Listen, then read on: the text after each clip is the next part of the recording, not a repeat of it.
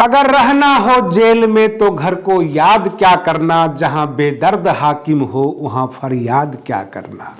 यही शब्द, इसी का मतलब हमारे भारत के राष्ट्रपति द्रौपदी मुर्मू जी ने सरकार से पूछा है। बहुत सारी बातें पूछ दी, आंख में आंख मिलाकर केंद्र सरकार से पूछ दिया और सब के सब हक्का बक्का रह गए। भारत के प्रधानमंत्री, भारत के कानून मंत्री, भारत के मुख्य न्यायाधीश आश्चर्य में पड़ गए कि आज राष्ट्रपति जी पूछ क्या रहे हैं। मैं आरडी भारती और आप देख रहे हैं बिहारी सुल्तान। क्या आपने कभी सोचा होगा कि बहन मायावती जी, जिन्हें समर्थन दे रहे हैं राष्ट्रपति पद के लिए, जो आदिवासी समाज की महिला हैं, बड़े कटाक्ष, बड़े कमेंट्स हुए थे, क्या वो महिला जब राष्ट्रपति बन जाएगी तो इस देश के प्रधानमंत्री के आंख से आंख मिलाकर देश के कानून मंत्री से, मुख्य न्यायाधीश से क्या इतना कड़क सवाल किया कर सकती है? और जब उन्होंने सवाल किया, पूरा का पूरा माहौल सन्नाटा छा गया। सवाल जायज था और जब उनका पूरा अभिभाषण हमने सुना, हम गदगद हो गए और बार बार यही सोच रहे थे, काश डॉक्टर अंबेडकर आज जिंदा होते तो वो कहते कि सही मायने में यही है राष्ट्रपति इस भारत के, जो उन्होंने सवाल किया है। सवाल न्यायिक था, न्यायिक प्रक्रिया से जुड़ा हुआ था। सवाल डिप्रेस क्लास से था, बहुजन समाज से था। आप बहुजन मिशन बहुत देखे होंगे। बहुजन मिशन चलाए जाते हैं राजनीतिक फायदे लेने के लिए, वोटों में तब्दील करने के लिए और राजनीतिक दल के लिए चलाए जाते हैं। लेकिन पूरे देश के बहुजन समाज के लिए अगर किसी ने सवाल किया, सवाल उठाया है, तो हमारे भारत के वर्तमान महामहिम राष्ट्रपति द्रौपदी मुर्मू जी ने बड़ा जबरदस्त सवाल किया है। और चीफ जस्टिस ऑफ इंडिया यानी भारत के मुख्य न्यायाधीश उस वक्त से इतना एक्शन में आ गए हैं कि जल्द से जल्द वो जवाब देना चाहते हैं। जवाब किसी के पास नहीं था। जब राष्ट्रपति जी अपना भाषण शुरू करते हैं तो पहली लाइन थी, देश में 3 प्रकार के भगवान होते हैं, शिक्षक, डॉक्टर और लॉयर। हमें मुसीबतों से निकालते हैं, हमें इंसान बनाते हैं। शिक्षक हमें इंसान बनाते हैं। डॉक्टर के पास लोग परेशानी में जाता है, एडवोकेट लॉयर के पास भी लोग परेशानी में जाता है। लेकिन वहां जाकर अगर किसी की घर बिक जाए, जमीन बिक जाए, तो क्या हम उन्हें भगवान मानेंगे? यह सवाल था राष्ट्रपति जी का।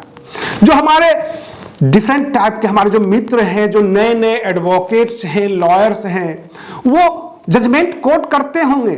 हुसैन आरा खातून versus home secretary state of Bihar 1979 की जजमेंट है, जिसमें चीफ जस्टिस ऑफ इंडिया उस वक्त के पीएन भगवती थे और उन्होंने कहा था, he does not stay in jail because he is guilty. He does not stay in jail because any sentence has been passed. He stay only one reason because he is poor. और ये जो है historical judgement आप लोग coat करते होंगे, जो भी हमारे एडवोकेट साथी होंगे।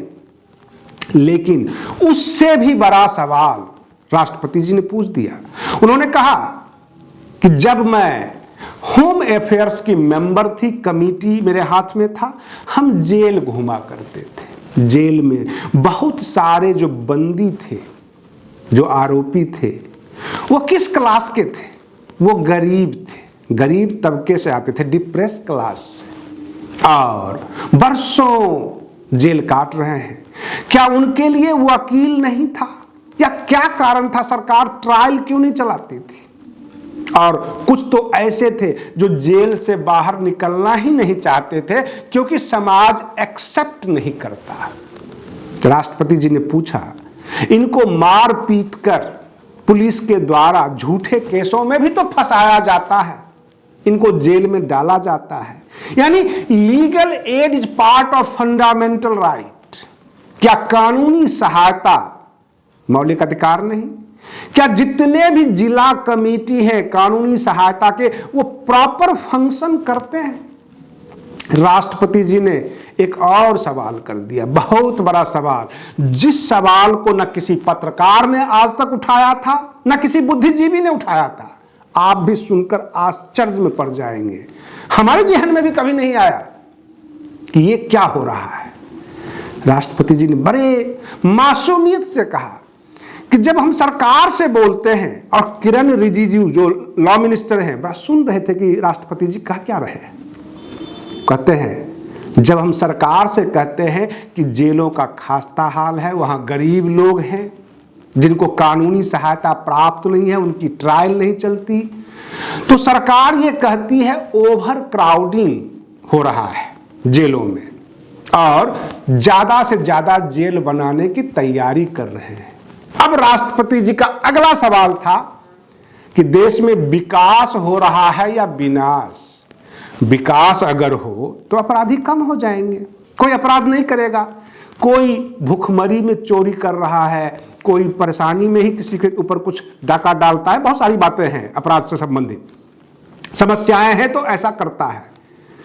तो जेल की संख्या अगर बढ़ रही है, ओवर क्राउडिंग अगर जेल में हो रहा है, तो हम कैसे मान लें कि हमारा देश विकास कर रहा है। अब आप सोच लीजिए, किसी पत्रकार के दिमाग में भी ये बातें नहीं आई थी कि जेलों की संख्या बढ़ रही है, इसका मतलब या तो देश में भूखमरी है या परेशानी है, लोग आपराधिक प्रवृत्ति के हो गए हैं, लूटमार मच गई है। सीधा ये सब ना कह के राष्ट्रपति जी ने कह दिया अगर देश विकास हो रहा है तो जेल की संख्या ज्यादा क्यों बढ़ा रहे हैं। आप इसका लोड कम कीजिए और कोई रास्ता निकालिए कि लोग अपराध की तरफ, जेल की तरफ ना बढ़े। आप ये जो डायलॉगबाजी बंद कीजिए और इसका जवाब दीजिए।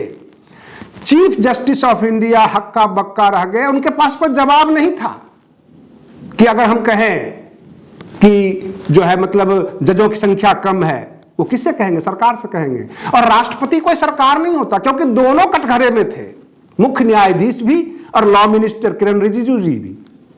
अगर मुख्य न्यायाधीश कहते हैं कॉलेजियम सिस्टम से हम नाम पास करके देते हैं और ये हमें जज नियुक्त नहीं करते, हमारे पास जजों की संख्या कम है, तो ये शिकायत मुख्य न्यायाधीश सरकार से कर सकते हैं, राष्ट्रपति जी से नहीं कर सकते।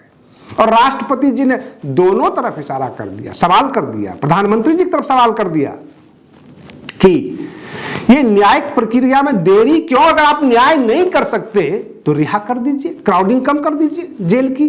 अगर आपके पास लॉयर्स नहीं हैं, और हमने तो यह भी देखा है कि कुछ ऐसे भी एडवोकेट पाए गए हैं जो जमीन तक बिकवा देते हैं, घर तक बिकवा देते हैं, जमीन कब्जे होते हैं, मकान कब्जे होते हैं, धक्काशाही होता है।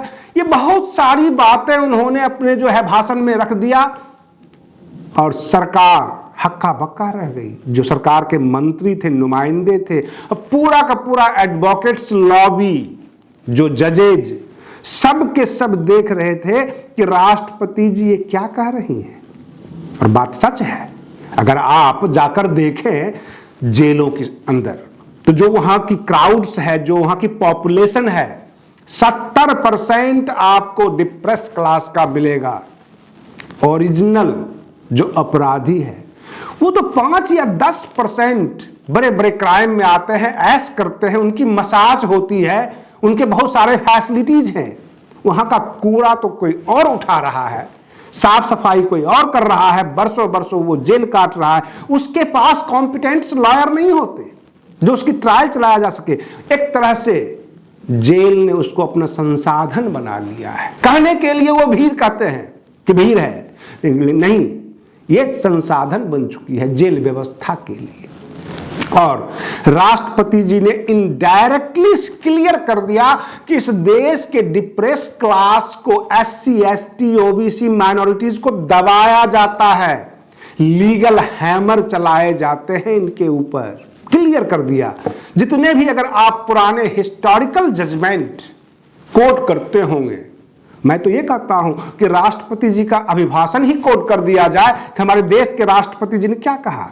क्या पर्सनल लिबर्टी एक भारतीय के लिए फंडामेंटल राइट्स नहीं है? क्या आर्टिकल 21 के ऊपर जब आर्गुमेंट करते हैं क्या उसमें राष्ट्रपति जी का अभिभाषण लगाया नहीं जा सकता? हमारे देश के राष्ट्रपति क्या कह रहे हैं? उन्होंने सीधे सवाल कर दिया पुलिस सिस्टम के ऊपर, जुडिशियल सिस्टम के ऊपर, सरकार के ऊपर। और रही बात ये, उन्होंने ये कहा ये मेरा तजुर्बा है, हमने जेलों में जाकर देखा है, लोगों से मिला हूं।